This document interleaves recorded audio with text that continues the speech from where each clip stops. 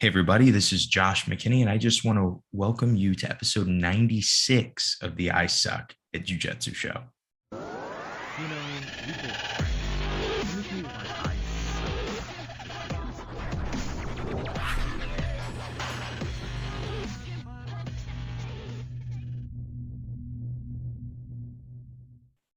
As always, when we have an interview, it's always a good one. I think, at least in my opinion, I always enjoy doing our interviews on the I Suck at Jiu-Jitsu show. But today is no different. It will be another great interview. Today I had the pleasure of interviewing a man by the name of Todd Fox, who is actually a local black belt for me that I have never met before, which is really unique that you go through training in the same area for such a long time and just never having crossed paths with someone. But something interesting to note, you'll always notice when you have two people that probably should have met and they meet for the first time, there is a level of familiarity, which is just interesting and fun, and just a side note to the episode. But some of you may already be familiar with Todd Fox, because I know I have a lot of people that listen to the Jiu-Jitsu podcast and listen to our show. And Todd was recently on the Jiu-Jitsu podcast, and a lot of people just in general that do jiu-jitsu like to listen to the Cleared Hot podcast, which he was also just on.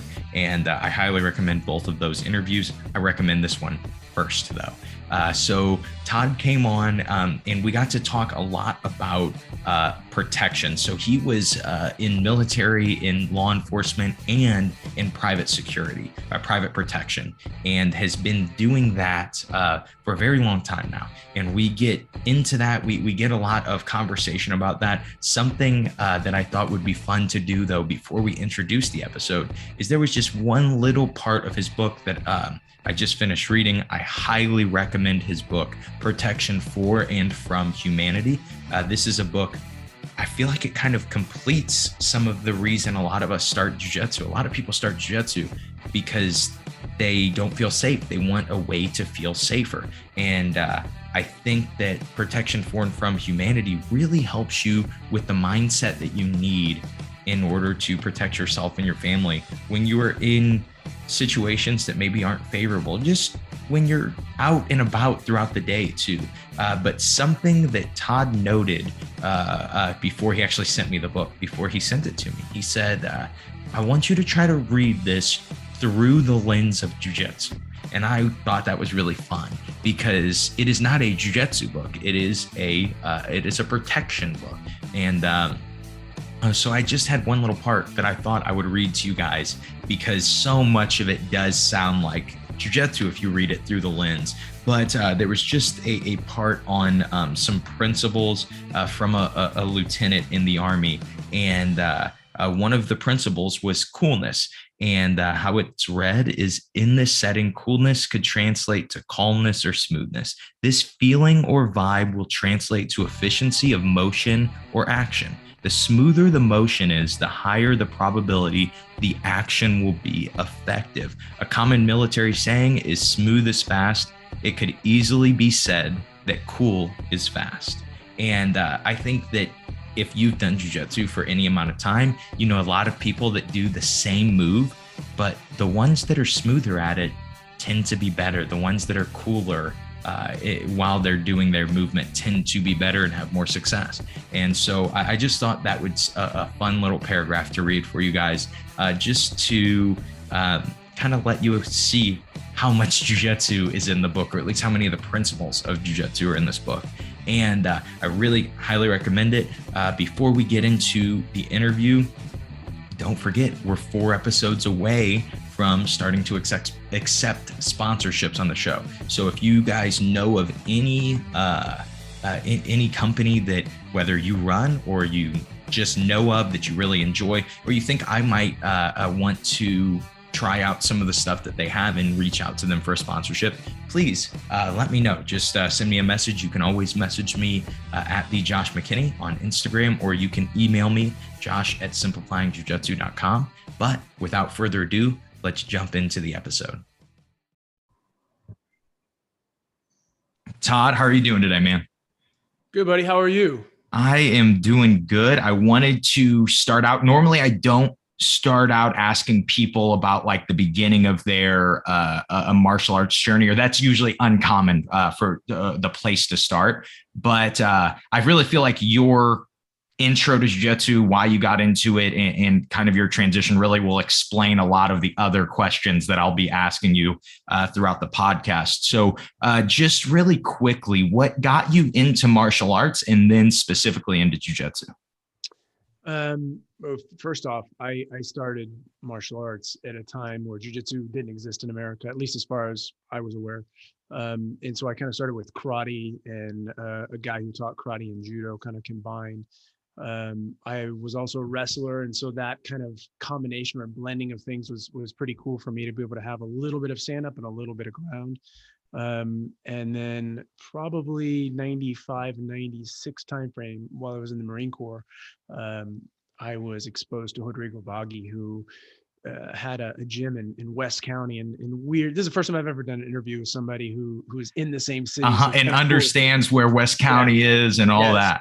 Yeah, so I was on recruiting, and it was at 141 in Manchester, and Rodrigo had opened a gym called Universal Martial Arts, and I was literally next door, and one of the recruiters took me next door, and I was teaching karate at Tracy's Karate, and I had basically been doing bare knuckle style karate with a guy named Martin Fosterling, and he took me next door and said, "Oh, you need to meet this guy. This guy's Brazilian. You know Royce Gracie? Yeah, I know Royce Gracie.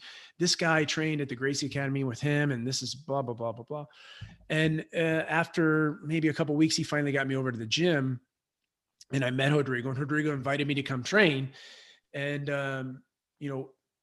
probably a week later, I got in. And when I got in, that's when things changed for me, like completely. My introduction to martial arts was incomplete until I got to that gym. And that, like I said, 96 kind of time frame.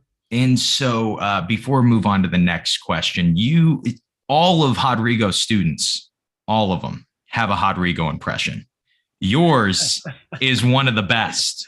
Is that something, was that just something you caught on to, or did you develop that over the years? No, man, I it's been like 26 years that I've trained with Rodrigo. So also I would like to remind his newer students, and when I say newer students, I mean guys that are training with him less than 20 years. He didn't speak almost any English at all when we first started. And so like he would go off your facial expression. So if you smiled, it was good. If you didn't smile when you were talking to him, it was something negative. And so you learned to smile as you were talking to him. So I think just it's so distinct, it's so unique that over time you're hearing these phrases, because when someone learns a language, they don't learn all this eloquent language, they learn a phrase, and so they repeat that phrase over and over and over. And Rodrigo was no different. So he would use certain terms, and whether they were right or wrong, he would stick with it because he was comfortable, like all people do, not just Rodrigo. But take the foot and put the foot in the arm pivot. And you're like, arm pivot? What's an arm pivot? Oh, an armpit. He means to stick the foot in the armpit. Okay. But he would stick with it. And obviously I didn't say anything because one, I didn't want him to beat my ass any harder than he was already beating it. And two, it's just wasn't polite. But over time, people told him, this word is this word is that. He's cleaned it up and obviously speaks great English now. But I think it's just such a unique cultural experience that it sticks with you. And anybody that has a knack for languages or voices or anything like that, you see them start to mock. And it's a bit of flattery too, right? Because you emulate or mock people that, sometimes that you respect. And we have a good time and laugh and it's all in fun. And Rodrigo, even to this day, I tease him and talk to him like that, and he takes it like a champ. Before we get into your kind of more why you're on the show, just because I'm curious, being from St. Louis, you still have a great relationship with Rodrigo. You're still under him after 26 years, and that's super uncommon in, I would say, jiu-jitsu, but probably martial arts in general, just staying with the same person for such a long period of time. What would you consider that? Is that just a loyalty thing? Was it the relationship that you built with Rodrigo? What caused that? Yeah, I think it's a lot of layers, and you hit on a couple of them. So one is I'm a loyal person. and he's been a loyal person to me as well. And so when it's a two-way street, you have that exchange. There's no reason to leave. Another thing is that I've spent a lot of time in a lot of different places and seen a lot of different things.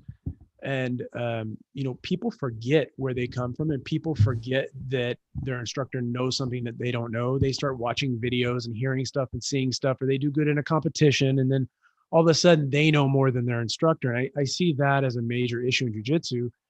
He still knows more than me, not because he's always going to know more than me, but just because he invests time in it, and he's been doing it his whole life, and he sees things in a certain way. And some people's brains are geared toward seeing things in a unique perspective. And so, I've always respected that, but it's been a two-way street, and I haven't had a need to go anywhere else. I haven't had, an issue with the way he does stuff. And, we've had plenty of guys come and go. And I'd say the first 5 years was nothing but just a revolving door of guys, because it was too intense, too hard, and they left.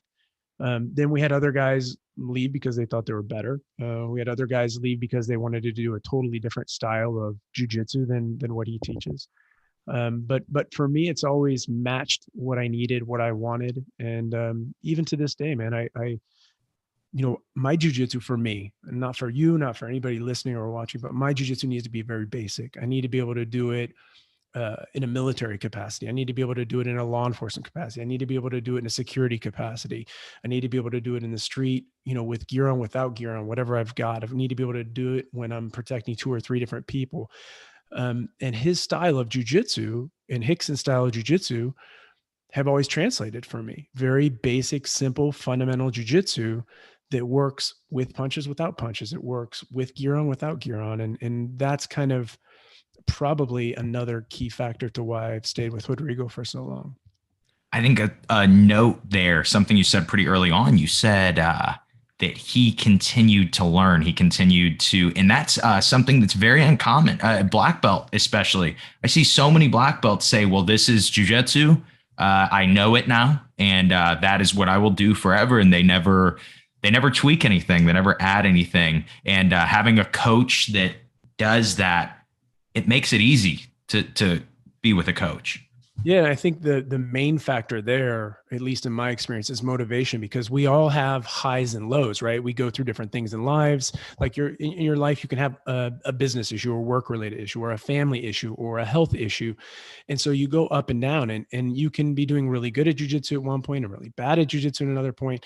And the ebbs and flows kind of sometimes will take you up, and you'll be more passionate and pursue something or see something different.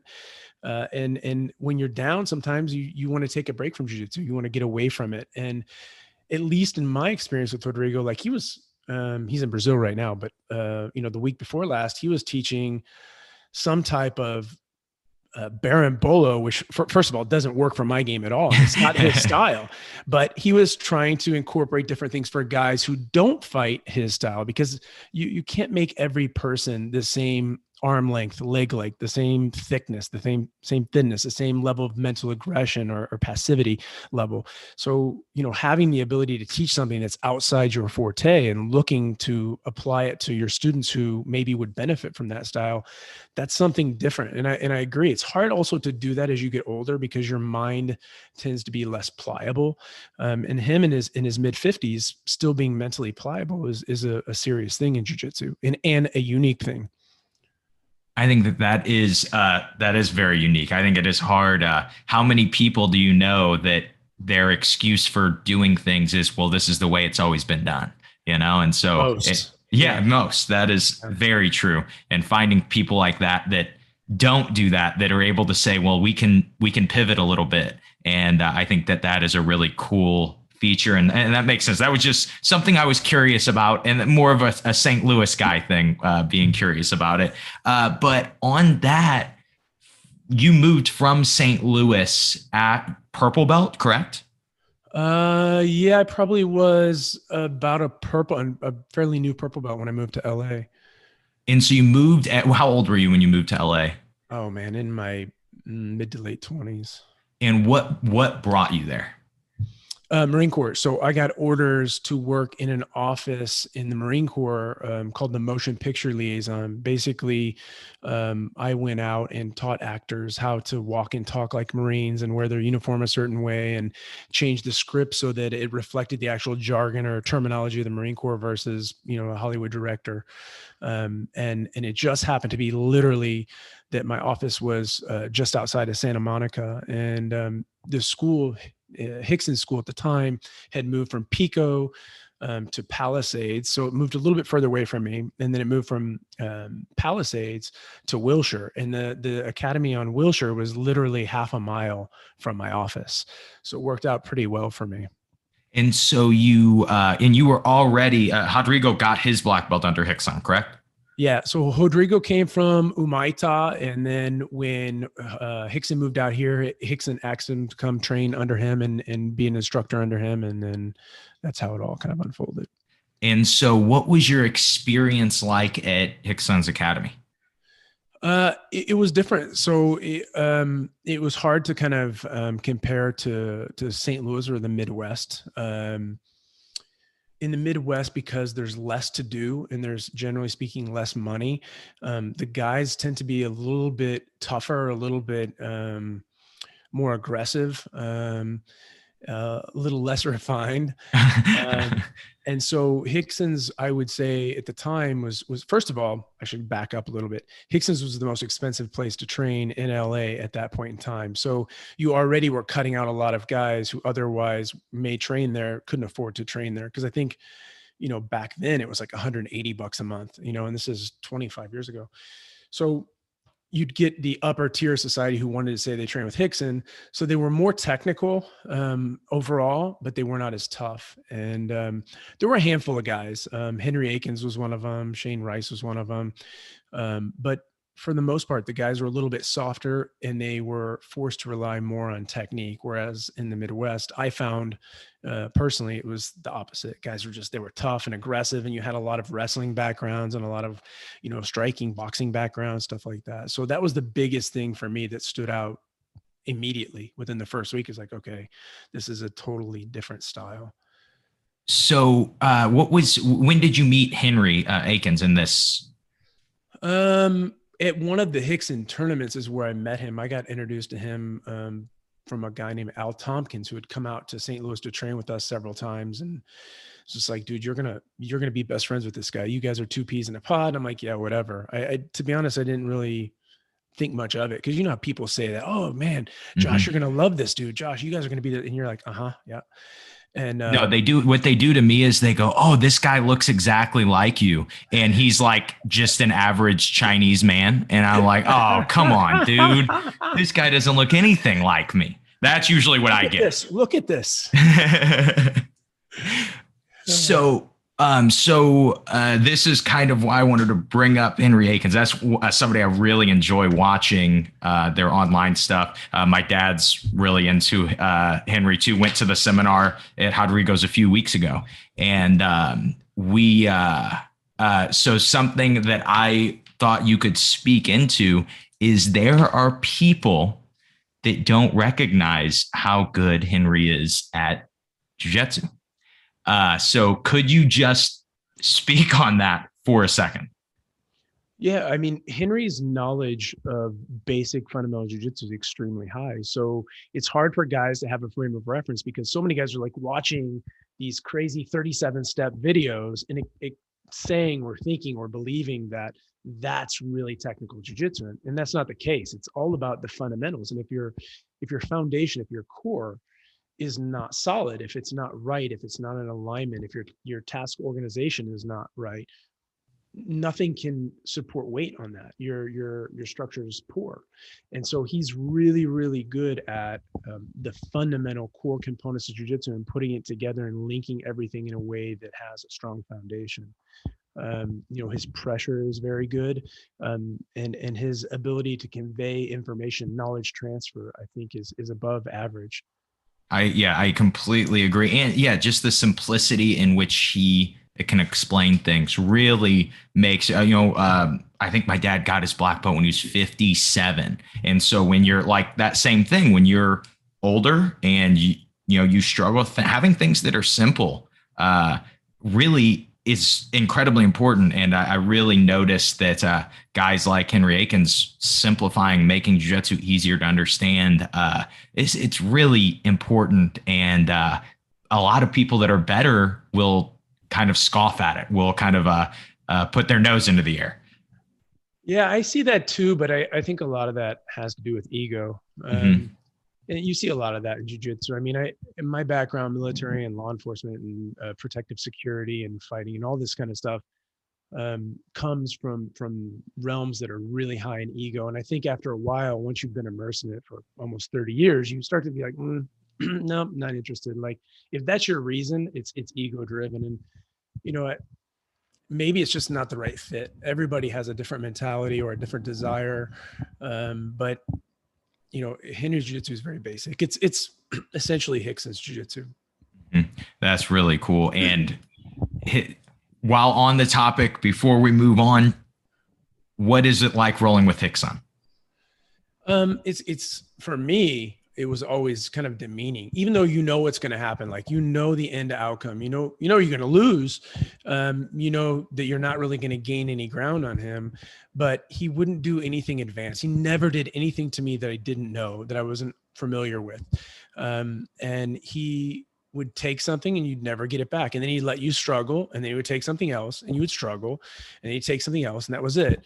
And, sometimes he would count before he tapped you. And that was kind of demeaning. Sometimes he'd fight with one hand in his belt or two hands in his belt.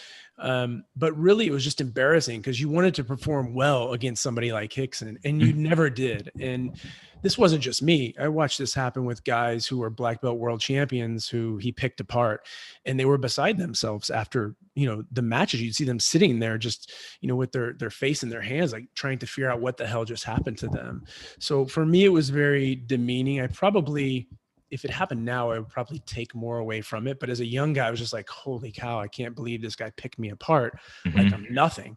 So you go from, being able to beat all these great guys to this guy just had his way with me, and there was no solution to the problem. And it was simple stuff. And because it's simple and because it, you feel like you should be able to defend it. You can't. And it's just superior. So every inch that he takes is in the right spot, and there's nowhere to go. And it's psychologically punishing. I would say that's the best way to describe it. That's a rough way to describe rolling with somebody. I always like to ask that with people that have rolled with some of the legends of jiu-jitsu, because a lot of times there are all these like stories about, oh, this is what happened with Hickson, this is what happened. But everyone who's ever rolled with them always has the same thoughts, always has the same notes of like, yeah, he is what they say he is. Yeah, I mean, I haven't rolled him in, probably 7 or 8 years. It's been a while and he's getting older, but it was nothing like Rodrigo. So like my experience initially, like the first time I rolled Hickson was in his garage. He had a house in the Pacific Palisades, and we would train in his garage with a few guys. And my first time, I expected it to be very punishing. Rodrigo is a very punishing role. Rodrigo punishes the shit out of you. He's super strong. He's tough. He's intense. He makes you feel his weight nonstop. And so he beats you up, right? Rodrigo is not the same as Hickson. Those roles are very different. Hickson didn't feel to me as heavy, didn't feel that same level of intensity as Rodrigo, but the end outcome was the same in terms of feeling like you got just smashed. And you didn't have any injuries, you didn't have any issues, but you just were smashed. I don't know how else to put it. That's really cool. So just moving on in your story, that is the point that you started doing like private security, correct? In when you were in LA? Yeah. So I was in the Marine Corps, and I was doing what we call like one-off protective service operations. So guys would hire me to go with them to Mexico or other places in the States and take care of them or their families, or, their small little business entity that was moving between LA and say Mexico City or Mazatlan or wherever they were going. And so I was doing that on the side. And then while I was doing that, I ended up meeting a few people in the entertainment industry who asked me to do some other things, including music touring. And that's kind of where it spiraled very quickly. And so on your first trip, when you first are doing your own private security, what was the fear level at? What was the kind of, did you felt, I feel like you were prepared when you went on your first time ever starting with personal security That's a great or private question. security? Nobody's asked that question before, but I think that one is I'm a planner. So I plan, I prepare, I organize, I structure, and I did a great job of that. But in the end, I probably wasn't afraid or concerned more because of ignorance, like not really understanding the severity of the situation that I'm going into, uh, and how volatile that realm, in particular Mexico, was. So I was not scared. I felt prepared. I felt good to go.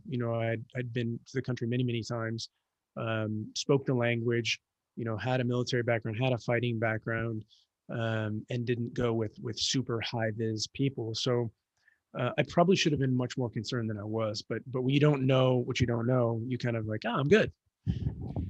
And then after that first, what do you call those? Are they trips, tours? Are they? Yeah, I mean, you can call them trips, you can call them tours. It depends on what you're doing, right? So we do a lot of things. 80% is entertainment, and what that means is music tours and films on location. So 80% of that 80% is music tours. So when you look at music tours, you pick a band. Nine Inch Nails is going on tour.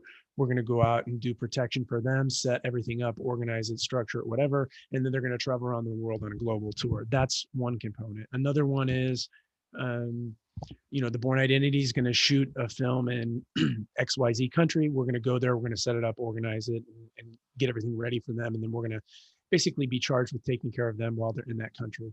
So for those things, it's a tour or a film. But if you're dealing with executives, they typically call that executive protection. And you would have either a detail, is what they refer to it as, or an operation. And then if you get into the more military side of it, it would be called a deployment. So it just depends. So after your first trip, what was your mindset on? Was it, oh, I could do this? This could be, what I focus on, or was it, oh, that was fun, check it off the list?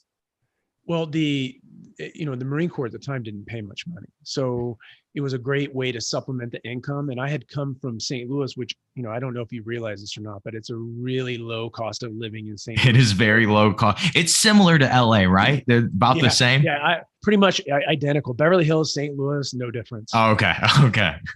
No, so that helped me to kind of adjust because you can live pretty well in St. Louis for not much. Hmm. The military has what they call COLA, or cost of living allowance, and they give you like a little bump when you go to a higher cost of living area, but it didn't offset it. And so being able to do these protective details, it helped. So it was like, okay, I can do this, and I liked it. I enjoyed it. Just like jujitsu, when you start to figure out the strategies and the pieces of the puzzles and how you can put those things together to get the outcome that you're looking for, there are a lot of crossovers or similarities between protection and jujitsu, and so I found those immediately. I was like, man, I love this stuff, and Hmm. if I'm going to get paid to do this, I'm good. I'm in. Let's do it. So with 80% dealing with actors, dealing with musicians, do you deal with a lot of people that won't listen to kind of the rules that you set in place, or do you kind of set rules in place? Yeah. So the entertainer side is very different from the executive side or the governmental side. And the entertainer side is certainly an anti-authority crowd, and so they're much less likely to heed warning or instruction. They're used to doing what they want, when they want, how they want, and so how you manage it is a little bit different, right? You approach it in a different way, you present it in a different way, in a way that they can hear, in a way that is more likely to motivate them to act. They're not, to compare and contrast, right? If I look at the pandemic that's going on, they would be deathly scared of that, but yet there's a ton of other risk factors, whether it's drugs or some other component they have no fear of. So Mm-hmm. you have to understand what you're dealing with and then how you present it to them. And then also for me, it was a major shift in understanding that I'm going to have to just take certain risks that aren't necessary, but I'm not going to get an opportunity to avoid that risk or reduce that risk. They're just going to accept that level of risk. And they're very reactive in nature, right? Something happens like the Bataclan theater shooting. As soon as that happens, their perspective shifts completely. Mm-hmm. You know, they may be anti-gun one day, that happens, and all of a sudden, you know, they want machine gun nests in the barricade at a concert. And like, guys, you can't do that. That doesn't Mm-hmm. work. So I would say the biggest issue is management of personality types, management of a very significant uniqueness when you talk about creative types. Creative Yeah. people, they don't want any kind of barrier. They want to be able to express themselves freely. There's no danger in the world. Just let me go out and do whatever. And security types, conversely, are the other extreme. They want to lock them up and put them in a cage and not allow them to operate, because if they don't go out in public, they don't have any issues. But obviously there's no income if they don't go out Yeah. in public. So trying to find the balance is always a challenge. And the end outcome typically is that they get more of their way than you get of yours. So Was that a hard learning curve? I mean, you're coming out of the military where people follow orders. You're obviously the bigger man on campus between the two of you. Was that hard to kind of start dealing with that? yeah, that I think is the hardest transition. I talk to guys about this regularly. I've written a few books, but the latest one is called Protection from Humanity. And one of the things that I do in the very beginning of the book is talk about the difference between, security and protection, and then the difference between being in the military and law enforcement and doing protection, right? And one of those big distinctions is that when you're in the military, you have this authority that you don't have doing protection in a foreign country. When you are in the military, you have this massive unit or this group of people that are going to support you, and they have communications and they have weapons and they have all these things. When you're doing protection, typically that's a very small bubble, so you don't have that. And it's a very difficult transition to make when you're trying to implement the same ideology, right? And the people around you don't support that ideology.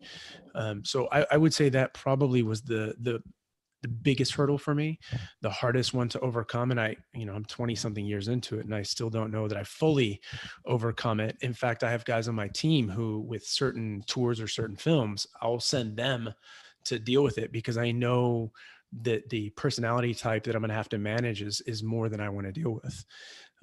But yeah, I would say it's the biggest challenge. And when guys come in from the military, regardless of what branch, or, they came from SEAL Team 6, doesn't matter.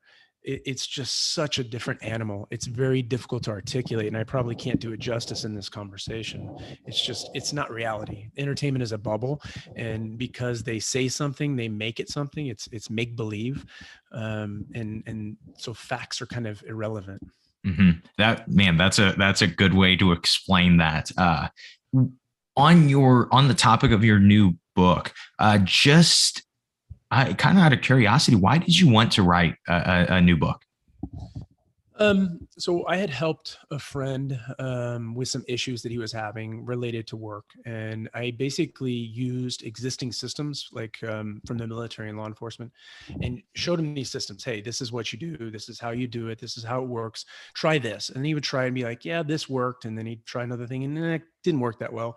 And we kind of go through this thing. And in the end, it helped him to manage a very nasty situation. And then I had been asked, I don't know how many people, like, hey, why don't you put out something that's not for the military or law enforcement? Why don't you do something that's for the civilians? And I had thought about it, and like, I don't have time. And literally, I'm on average working 100, 120 hour weeks. So COVID hit. And when COVID hit, I had downtime that I had never had in my life. Mm-hmm. And so I thought, okay, I have no excuse. Get to it. You've got the material in your head, and just start writing. And I literally did it, and I just outlined it. So these are the chapters that I want to hit. And I started writing about everything. And in the end, it kind of reads like, you weren't in the military, were you? No.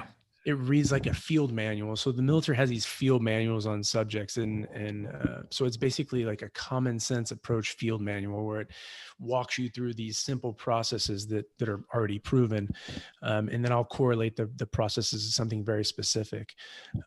So really it was more of a focus on trying to help people with things that I knew already.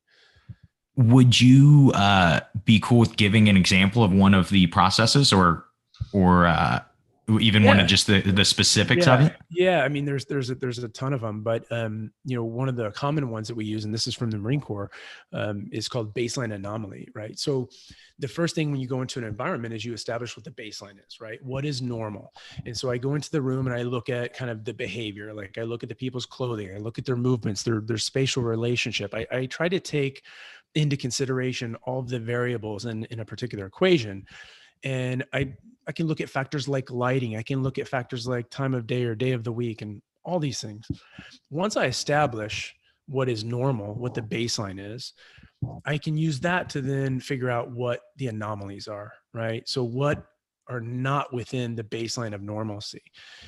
I need to know what the anomalies are, because that's what can hurt me. So we have two types of anomalies. One is a critical anomaly, something that can hurt me, a deviation from the norm that can hurt me.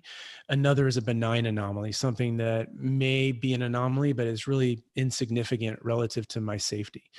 So the Marine Corps' algorithm is called BAD, B-A-D, or baseline plus anomaly equals decision.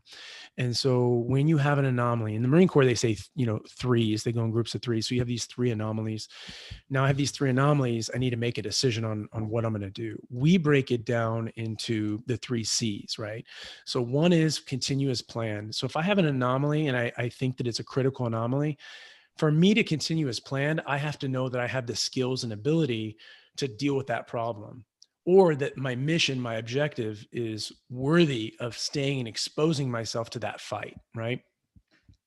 Number two is to change behavior, right? That can mean change your route, change your position in the room, change, when you go, like you're going to come back and just go to a different time of day.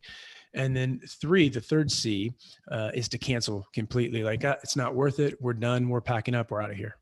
So that would be one example. And that comes from a Marine Corps program called the Combat Hunter program. And it's a great way to kind of implement situational awareness or environmental awareness. Do you feel like you're always looking at that stuff even when you're not working? I am. It's just like jiu-jitsu, like even if you're rolling with a white belt or something, you start to position yourself in a certain way. Like I stand up and like technical stand up. If I'm sitting by myself at my house watching TV, when I stand up in base. It's not because I'm even trying. It's just ingrained in kind of what you do, how you do it. So it's very difficult. Like you literally have to work out of it, meaning like, I'm not going to pay attention to any of this. Maybe like a vacation scenario, where you're like, I need to stop looking at it from this perspective. And you have to intentionally work to not pay attention. But yes, it's hardwired. Does it come in waves? With jiu-jitsu, there are times that my focus is even more on jiu-jitsu than it probably should be, maybe to an unhealthy amount. Is that similar? Yeah, I think so. I think it depends on who you are. I mean, for me, I would say the biggest factor there is the environment, right? Like if I'm, in Chesterfield Valley, it's one thing. And if I'm in, North City or East St. Louis, it's a very different thing. So, your spidey senses kind of are very different. And, oh, wait a second, I need to be aware. I need to start looking at stuff. Things become much more critical. And that's another thing, when we look at information, first you got to know where to get information. And this is something that we talk about in the book. We're going to try and get as much information as we can in advance. And we talk to people kind of about how they select where to go and when to go. Like you're going to the grocery store, let's say, and what area in St. Louis is the best place for you to go to the grocery store? Well, you're probably going to go near your house, right? But what time are you going to? Well, I teach until 10 o'clock at night. Well, the closest place is this, and it's in the hood, and it's 11 o'clock at night. Well, that's a bad combination. So we start manipulating variables in an equation to get the outcome that we want. So, okay, wait a second. Instead of going to this little convenience store, liquor store in East St. Louis, I'm going to go to this other one in Clayton, right? And I'm going to go, instead of at midnight, I'm going to go at 8 o'clock in the morning, because I'm reducing the possibility of something from occurring in the first place. And I think for me, with respect to your question, the biggest thing is environmental changes. Like when I'm in a different environment, I'm adapting to that environment, as opposed to this general kind of, oh, I need to be aware. And so if there was one thing that somebody could immediately implement that would be for their own personal protection, let's just go personal protection. Would it be being aware of your environments? 100%. 100. There's maybe, because think about this. If you don't get in the fight, you can't lose the fight. In order to lose the fight, you need to engage in the fight. Mm-hmm. You can't avoid a fight if you never saw the fight coming, right? So I'm going to give you an example. You see this right here? If I'm staring at this, I'm not looking at you. If I have earbuds in and I'm staring at this, now basically I'm blind and I'm deaf. So think about my chances when I'm blind and deaf. And like, let's look at jiu-jitsu. Let's say you're a black belt and I'm a black belt, and we're both competing and we're involved in all kinds of stuff. Will you give me a 2 to 3 second advantage over you and just lay there while I put a choke in? Hell no. You'd never allow that, because 2 or 3 seconds will mean that I finish you.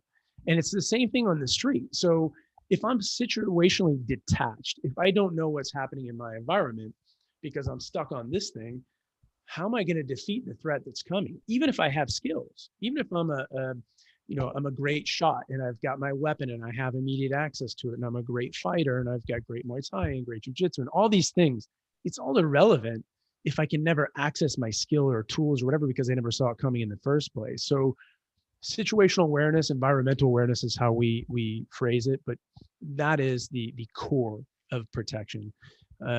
We talk a lot about don't go where there are problems. If you don't want problems, don't go where there are problems, right? If and I'm too old now to know what bars are what in St. Louis, but when I was coming up, there were always bars where there would be a fight no matter what.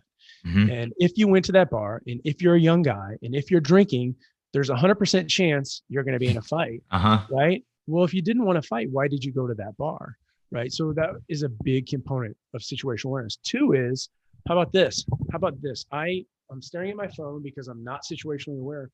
And now out of the corner of my eye, I see some movement that doesn't look right. And I stop, I put my phone down and I look and say, okay, something's wrong. So I can do 2 things. I can either leave and just GTFO, I don't want to be here when things go wrong because I can tell this isn't right. Or I do what most people do, which is this. I start recording it. Look, check this out. And now I'm sitting in the environment in the midst of some problem that's unfolding. Mm-hmm. And then I wonder why shit got to me. How did it happen? How did I get involved in this? It came out of nowhere. No, nothing comes out of nowhere. So situational awareness is huge. Staying and fighting is the last option. And mm-hmm. that's true in my business as well. Our job is to evacuate the principal. So our job is we don't go where there are problems. When we do go where there are problems, we're scanning and assessing and looking for indicators. When we see those indicators, we remove the principal from the environment. When we get trapped or stuck, right, we know how to either barricade in place and then fight back. But our whole purpose of fighting back is to create space between the threat and our principal. And then a team will take that principal out and get them away. So fighting is a bad option. And do you find that in the jiu-jitsu community that is people don't realize that as much, that fighting is the absolute last resort? Or do you feel like that the people that do jiu-jitsu are a little more aware of that? That's a good question. I think that typically is age dependent, right? I'll speak to myself. I was a typical young guy full of testosterone and a dumbass, because you're clouded by that testosterone because you have these skills and these abilities. All of a sudden you think you can do anything and you're invincible, and you're kind of negating all these other components that exist. The mistakes that I made as a young guy, dude, I can't count that high. I mean, it was vast, and most of us were doing stupid stuff. When I became a little older and maybe even over 40, I started going, oh, this is a bad idea. What's the benefit to this, right? So you do like a cost benefit analysis. Okay, it can cost me prison time. It can cost me family. It can cost me my house and car. It can cost me, you know, maybe I end up losing an eye or I get shot or whatever. And you start to analyze things from a different perspective. So jiu-jitsu guys, I think probably are best divided into age categories. And then, you know, certain people come to the table with a certain predisposition, right? You have guys who are very short fused, and you have guys who are very even keel. And, you know, we had both. And when I was young, I had a shorter fuse. And as I get older, I'm working on having a longer and longer fuse. And then we had guys that were much better. They calmed everything down all the time. And thankfully for me, I had a few guys who really worked to calm me down. Mike Rogers was one of those guys who's like, man, it's not worth it. Don't worry about it. Don't worry about it. I think part of that came from Mike being, you know, almost 300 pounds. So he wasn't worried about it, but part of it was his personality type too. But I would say the biggest thing that I can see is age and experience. That's a good answer to that. So on the jiu-jitsu note, would you say that, I guess I would ask like this, would you say someone who holds a blue belt is a jiu-jitsu competitor, would you say that they are more or less likely to overestimate how well they would do in a real fight?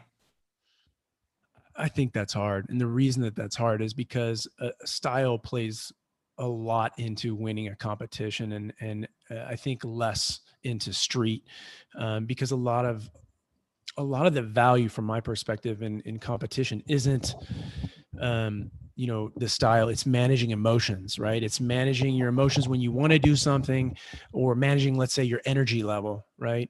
Because you're smoked and now you're, you know, 5 fights into this tournament. I don't know how to answer that specifically. I think it's really, really style dependent. I think you know, my personal belief obviously is that the more simple or basic it is, the easier it is to apply across realms. The more complex it is, the harder, right? The more you're dependent on other variables. And I don't mean necessarily like a kimono versus no kimono. I just mean the number of, say, steps in a movement. If you have to do 37 steps, you have more potential points of failure than if you have to do 3 steps, right? And also the amount of time that it takes to do 37 steps versus the amount of time it takes to do 3 steps. But I think the value in tournaments, again, is mental management. And I had this conversation, I can't remember who I talked to about this not too long ago. Oh, Gustavo Dantas. And we were discussing this, and I had some guys ask me like, well, how would you do if you went back to tournaments? And I'm like, well, I don't have a tournament style game, right? That's not my game. I'm focused 100% on submissions. I don't care about points. I've never paid attention to points, which is a very bad approach to tournament jiu-jitsu. You should be aware of, right? You're playing this game. You know the rules of the game. Why would you not take advantage of it? It's part of the strategy, right? But I suck at that. And so we're talking about that. And I said, you know what? Guys are asking me this coming up. Fuck it. I'm just gonna, you know, I'm gonna do American Nationals. That was the next tournament coming up. And I jumped in and bam, I won it.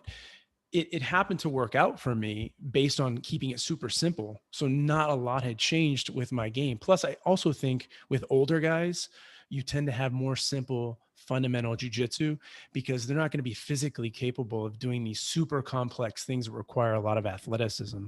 And I noticed that there's a major change in that with guys, even guys who at a young age were very pliable, doing these complex movements. As they get older, slowly, that goes away. Their game gets more basic. So I don't know how to answer your question, but I would say probably, you know, I know that the feeling in the young guys who are doing tournaments is that they're more prepared. I don't know that to be the case. So for you, how specific is your training when it comes to, let's say defense, or what does your training look like for what you do for a living? A lot of the training is relevant to which specific job you're doing. So it's like operation specific. So if I'm going to be in a place that has sand, we're training in sand. If I'm going to be in a place where we're going to be in and out of vehicles most of the time, then I'm training in and out of vehicles.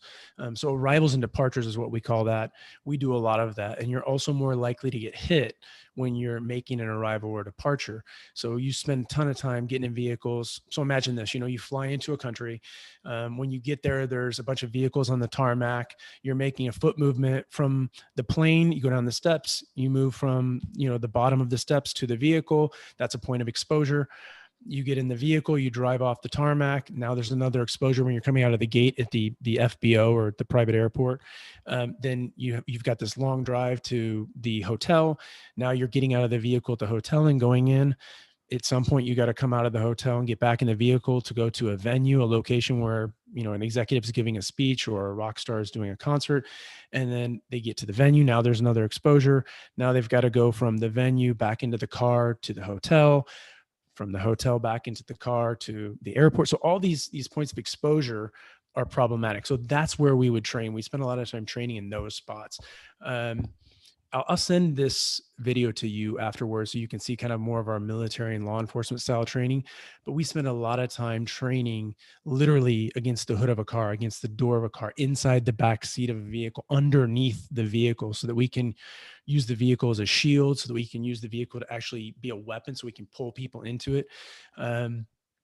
We spend a lot of time doing weapon retention because obviously our guys carry guns. So retaining that weapon so that you don't introduce that volatile asset into the environment that's already volatile is a big part of it. So weapon retention, weapon removal, weapon recovery. Again, basic stuff. Are you usually working with the same crew? The crews will shift and vary. So the first is your own, right? So you have an inner layer, like your sanctum sanctorium, and those guys tend to be mostly the same guys. But let's say you've got 30 guys and this team has 3. So you don't know which one necessarily you're getting. And I would, because I own the company, but most of the guys won't.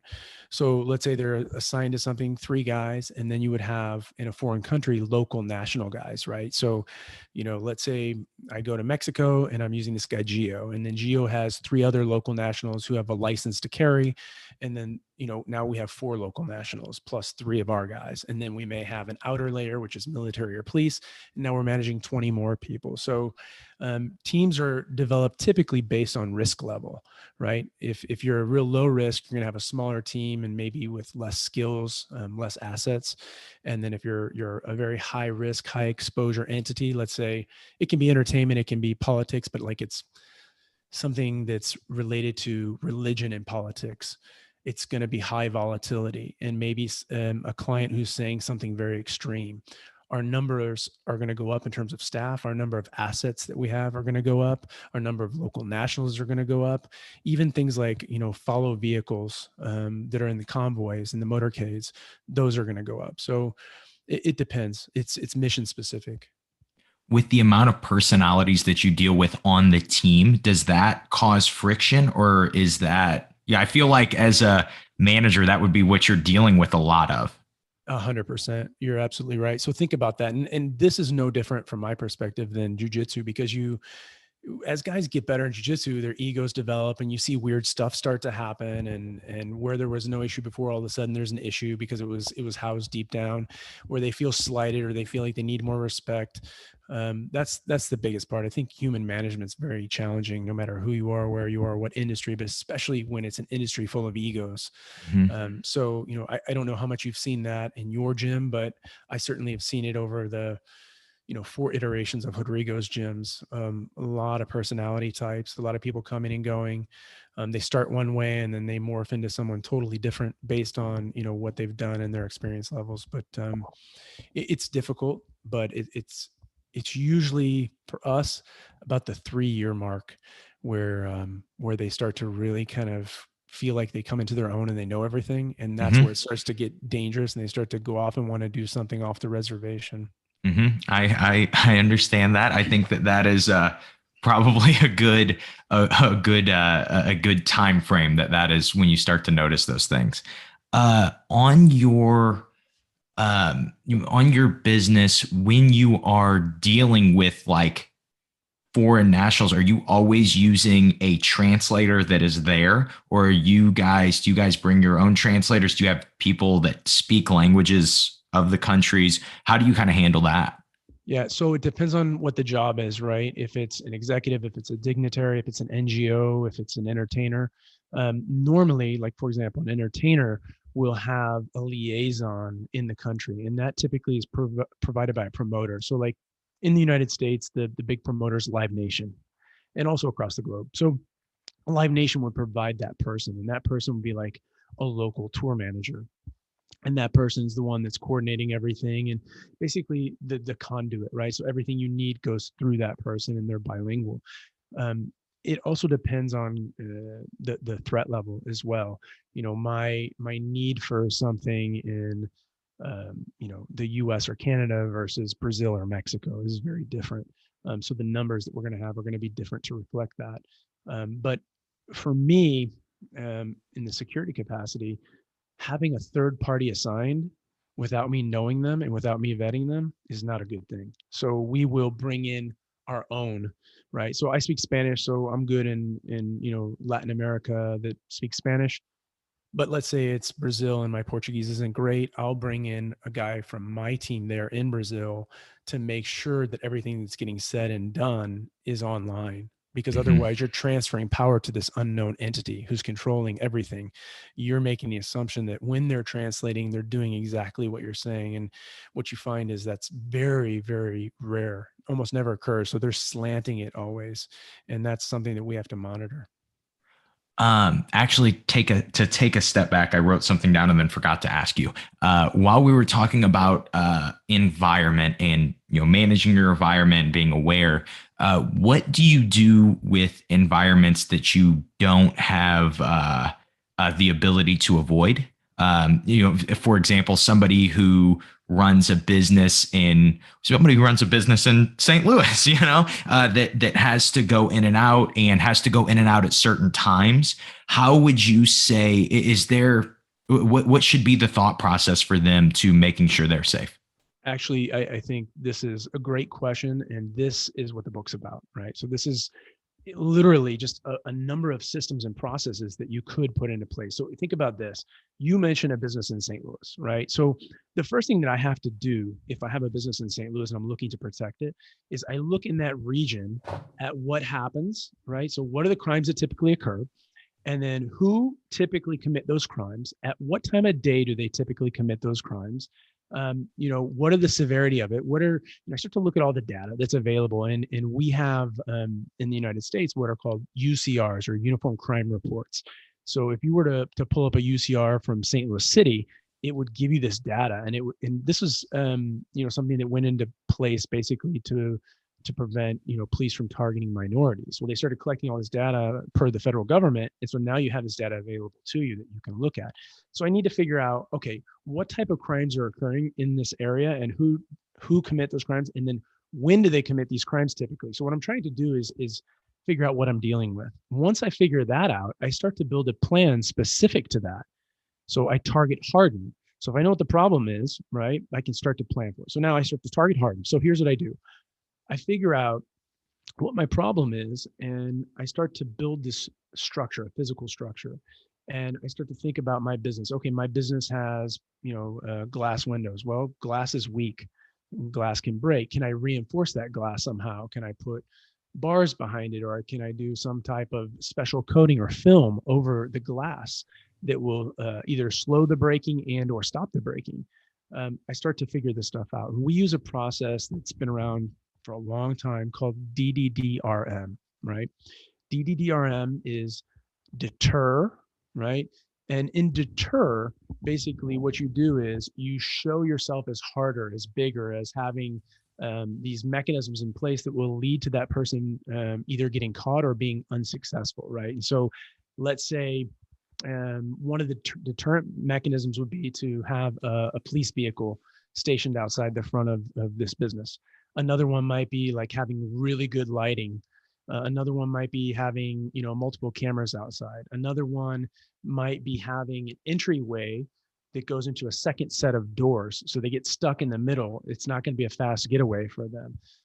Another one can be having a static security post out there, right? So I try to deter them because, the criminal doesn't want to spend time on the X. They don't want to spend time on the target. They want to get in, do their business in GTFO, right?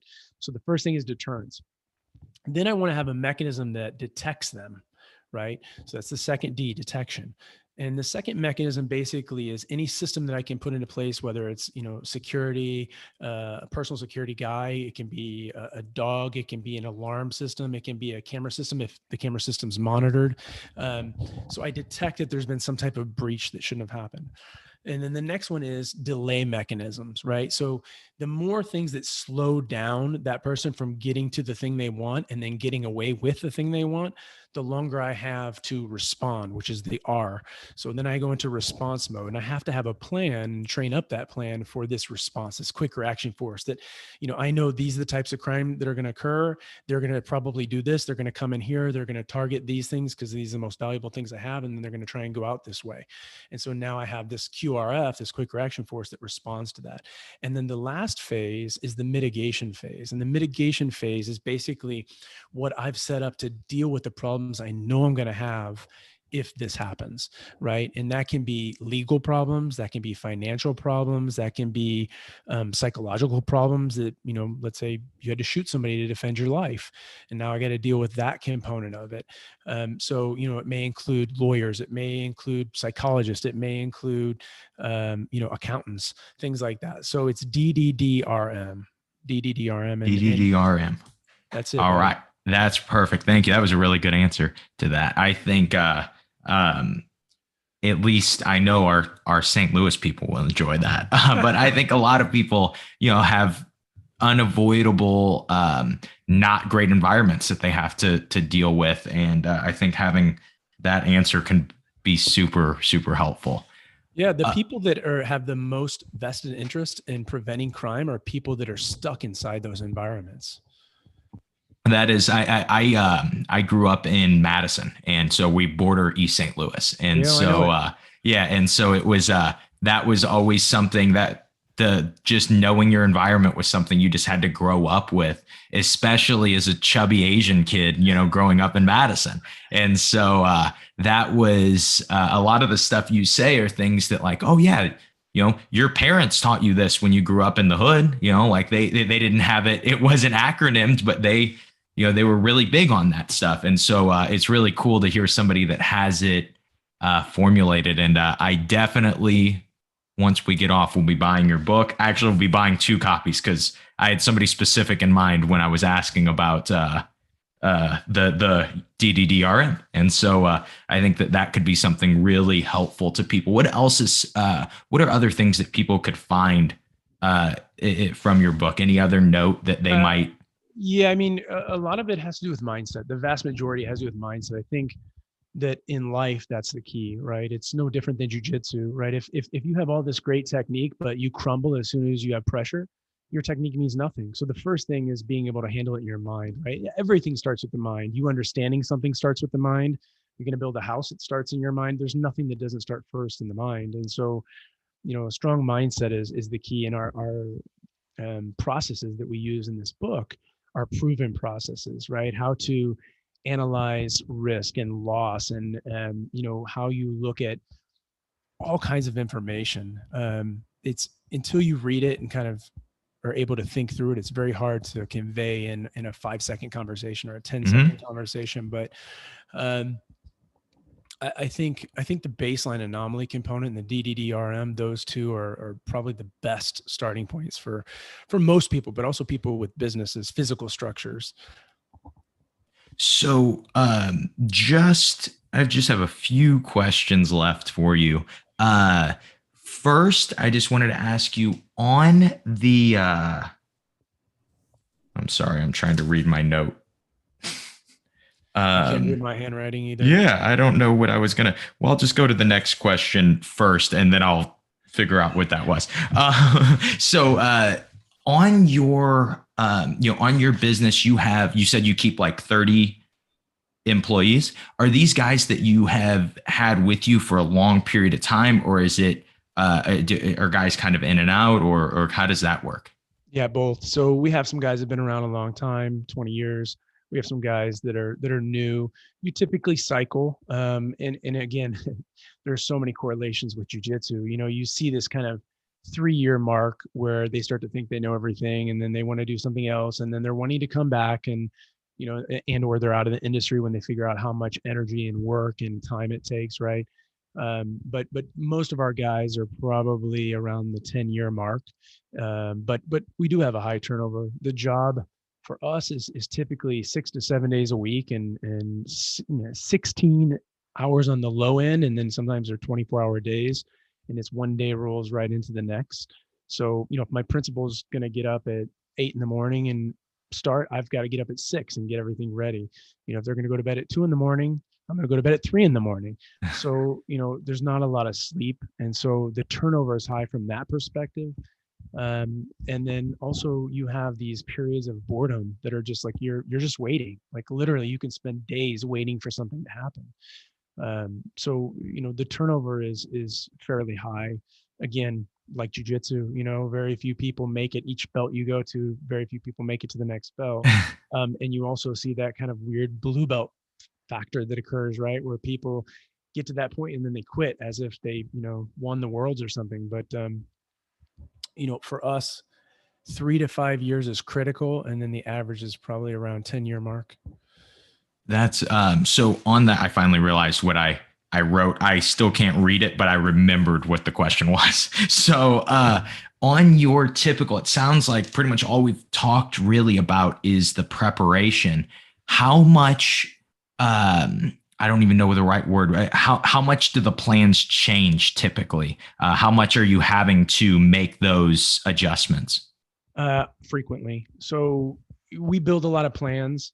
But we also build contingencies, right? So we're building multiple contingencies where we expect that it's going to change, and we're going to shift from A to B, from B to C, C to D. And then sometimes with entertainment, you can't even create a contingency for some of the crazy stuff that they're going to throw at you. But our job, 90%, is basically logistics, choreography, planning, like what you're talking about now. I would say probably 80% of the book is that. And then, you know, 20% is more in the lines of execution and talking about hard skills, you know, shooting and fighting and driving and, you know, physical landscape components. But lots of changes, lots of curveballs, more because it doesn't affect that individual that's making the changes, and they don't understand how that variable offsets other variables. And this works both ways, right? One of the things I had to learn with this is if I don't know what's going on, neither does the bad guy, right? Mm-hmm. So that was one way for me to accept this last minute change, right? I had a plan for all these things, and then it changed, and we don't have a new plan for this new thing. Well, okay, that's true. But if it's changed and I don't have this plan, guess what? Neither does the bad guy. And that's just one way to trick your mind into accepting the change. So on your, how do you train that then? How do you train you're doing a ton of prep. How do you train knowing when you should shift? I think it's feel, and it's the severity of the risk again. You know, what your exposure level is. I think it has to be commensurate, right? Like you as a jiu-jitsu black belt, if a 6-year-old little girl comes up and punches you in the stomach, are you going to get pissed, throwing a rear naked choke? No, you're not. But what if a professional... Maybe. It depends on if the 6-year-old's been testing me for a few months, you know? But it's all in relationship to the totality of the circumstances, which, by the way, is literally what the law says, based on the totality of the circumstances.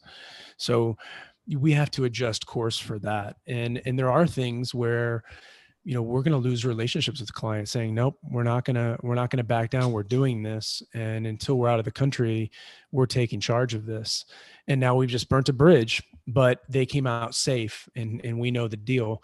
And maybe we prevented future headaches for ourselves because that person's not going to listen in extreme environments. And I can comply with what they want to do, but when I comply and then 5 or 10 or 15 people die because of it, it's a huge deal. Whereas if I don't comply and we get fired and 15 people live, that's a good problem. That makes perfect sense. With doing this, how many different countries have you been to? The last count was 148. 140. How many countries are there? I want to say it's in the high 200s. Okay. So yeah, it constantly shifts because countries will split, and then some countries are recognized, some countries are not recognized internationally. So it just depends. But the last that I saw, I want to say it's over 250. So I'm about, a little beyond halfway. Do you have a favorite? That's hard too, because it's kind of like jiu-jitsu. Like, what's your favorite move? Like, for what?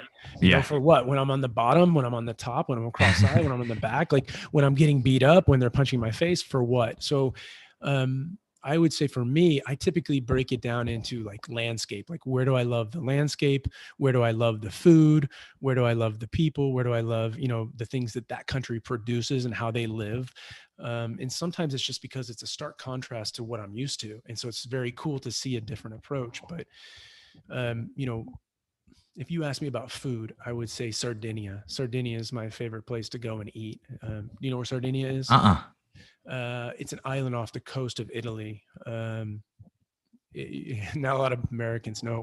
We're not super well traveled, but and then if you ask me like for landscape and a lot of similarities and contrast to the U.S., I would say New Zealand. I love spending time in New Zealand, North Island and South Island, amazing places. And the people are cool, and it's very laid back, and you can be in the snow and the same day you're surfing on the beach. It just depends. Malta, another place that I enjoy going to. Tons of cool, unique, interesting places. How about this? If you were going to go on a 2-week vacation, what is it? Is it August right now? Let's say in September, you're going on a 2-week vacation. Price is not an object. Where are you going? Man, that's hard because again, the time of year, and I know this is not what you're going after, but I need to explain this. So first of all, as an American, I can think about what the season is in America, but you have a northern hemisphere and a southern hemisphere. So, and then the rainy seasons change as you go to different locations on the globe. So that's a big deal. But like, it can be maybe in that same spot. Maybe it's harvest in Tuscany, and I want to go spend harvest in Tuscany and eat food and get fat and have a good time and see the rolling hills and watch them bring the grapes in, and something like that. Probably as I get older, I appreciate more of that, and much less of the Ibiza kind of vibe, that when you're 20 something is really cool. I get that. All right. So on the show, we always finish with the same question. And the question is this: I'm at a Todd Fox seminar and you're doing question and answer. I am a brand new blue belt. I raise my hand and I say, Todd, I suck at jiu-jitsu. How do I suck less at jiu-jitsu? I think the easy answer, and I think everybody knows, is to just never quit, right? Like, I've seen some of the least athletic humans on this planet become great jiu-jitsu guys only because they just kept showing up. And it's also very relevant to, what are your capabilities? Not what are my capabilities? Not what can I show you how to do, or what can I show you that I know how to do? Like, what can I help you do for you? Right? I see, what your mindset is. I see what your body type is. I see what you gravitate toward. I think one is, don't stop showing. Just keep coming in. As bad as it sucks, as shitty as it may be, just keep coming in. And there will be waves underneath you that keep lifting you up. It's inevitable. And that's all jiu-jitsu schools. I had a guy, and this was mid 90s at the Manchester location, that was the exception to the rule. The only guy that I ever saw come in, train jiu-jitsu, and literally over the course of a year, never got any better at all. He was horrible. He couldn't do anything. Guys would be coming in, just beating his ass. And his name was Pedro. And I said, to my coach, like, man, this is the only guy I've ever seen do this. It's crazy. Do you think he's got some type of mental block? Is there some type of issue that he just can't take this? You think he's just overwhelmed psychologically? What do you think it is? Like, no, buddy, I don't know. So I watched him, and I used to tell people the story, like everybody I've ever seen has become better at jiu-jitsu. They've become stronger. They develop more self-confidence, except Pedro. Cut to 20 years later, and this is like 2 years ago. Pedro is standing in the gym when I walk in talking to Rodrigo. And I looked at him, I think that's that guy, but he's got a beard. And then Rodrigo's like, you remember Pedro? I'm like, yeah. This son of a bitch is a good brown belt now, right? He just didn't quit. The guy ended up moving. I think he moved to Florida. But the point is that even the worst, least talented guys who didn't quit become good. He was a badass. He was a proper badass. I don't know when it happened. It could have been 10 years into his career, 20 years. I don't know what it was. But I think that is the secret ingredient is perseverance, right? You just keep showing up. You just keep learning. You just keep trying to find a way to manipulate it so that that thing works for you, to look at it from a different perspective or to adjust to, a different variable. But I think that's it, man. I don't have any secret way of getting better. I think it's showing up. I think that is normally the answer I get. And that is because that is the answer if you do jiu-jitsu long enough, you see so many people that never had a physical gifting in their life, and they just stay and they get good eventually. And it takes them longer a lot of the time, but they get good. Yeah. I mean, it's almost a miracle that you can take somebody who doesn't have any physical skills and make them essentially an athlete. Like you're turning this untalented person into an athlete who maybe was a passive person. And then all of a sudden they're super confident and they have these skills to do things to bigger, stronger, more aggressive people. I mean, that's impressive, man. Jiu-jitsu is really a special art from my perspective. I completely agree. If people wanted to keep up with you, follow you on anything, how would they go about that? Because I'm an old guy and because I spent 20 something years trying to avoid attention, I didn't get into social media, but with COVID, I started an Instagram account @tourtraining. And my personal website is toddafox.com. And my business is tourprotection.com. So one will have a bunch of pictures of me all over the world, and the other one will tell you who our clients are, at least the ones that will publicly tell people who is protecting them. And then Instagram, I'm trying to post a lot more stuff related to what we're doing with military and law enforcement, even some of the civilian training programs that we have. And so on that, I know I said last question, but it just brought one little thought to my mind. You work a lot with law enforcement. Would you say, and I always like to ask this, would you say that the training for law enforcement currently is sufficient? No, I mean, it's never going to be enough because you have to remember this, right? The bad guy picks the time, they pick the place, and they pick the method of attack. And the cop is picking the response to that. Those three things, that's 75% of the equation, are determined by the bad guy. Those three things are action. The response is reaction. If you were doing jiu-jitsu and you thought about that equation, right, you get to pick the time, the place, and the method of attack, and the other guy only gets to pick the response. What's going to happen? They're always going to be behind the curve. They're always going to be behind the curve. And that's also true for citizens protecting themselves because the bad guys pick the time, place, and method of attack, and then you pick the response. So, the only way to deal with that is to get more training, always more training, always more training. There are groups out there that are training hard, that are training consistently, that are doing very unique and special things. The Missouri State Highway Patrol is one of them. They've been doing for 15 years, jiu-jitsu, Muay Thai, wrestling, and boxing. And they've got away from some of the stereotypical police training like PPCT, which doesn't work. So, they're out there, but yes, they need more. They should get more. If they're protecting you or your family or your business or whatever it is, man, I want them armed and ready to go. I don't want to throw them, into harm's way and not equip them with skills. And thankfully, I see a huge shift in the jiu-jitsu community through programs like Adopt a Cop and other programs where they're really getting supported. But those guys need it more than anybody. And I'm doing my best, at least with the guys that I'm hired to train, to give them as many skills and techniques and as much reality training as possible. All right, sweet. So is there anything you want to say to finish?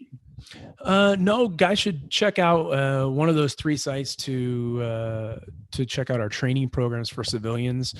So we have 2. One is called Phaseline X, and we get into travel safety and security, introduction to protection, dirt medicine, a bunch of different courses that basically the first 4 hours is classroom theory, and then the second 4 hours is practical hands-on stress-based application.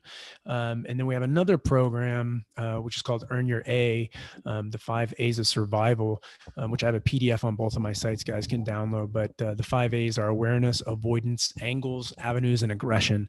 And basically awareness is what we spent most of our time talking about, right? Situational awareness, to maintain environmental awareness, to see what's going on, to use the baseline anomaly system.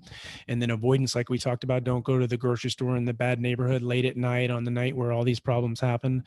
And then angles, knowing kind of where you can put yourself, where you can access certain things or move to certain places from. Avenues are avenues of escape, of egress, to get away from things.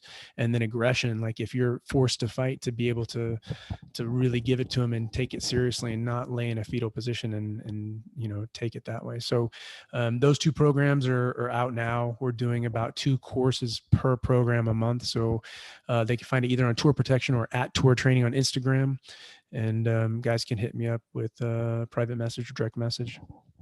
All right, sweet. Thank you for being on, Todd. It was a lot of fun. Thank you, Josh. Appreciate it.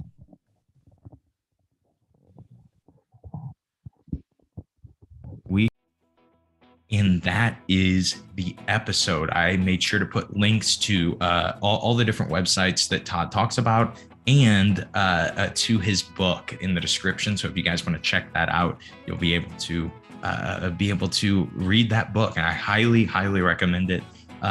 And just to mention, I've been mentioning this a bunch lately, but if you are listening on Apple Podcast and you are enjoying this podcast, please give me a 5-star review. I would love that. And it would help me reach more people on the podcast, reach more people on the platform. And so I hope you guys enjoyed today's episode. I hope that it might kind of change your perspective on protecting yourself and your family.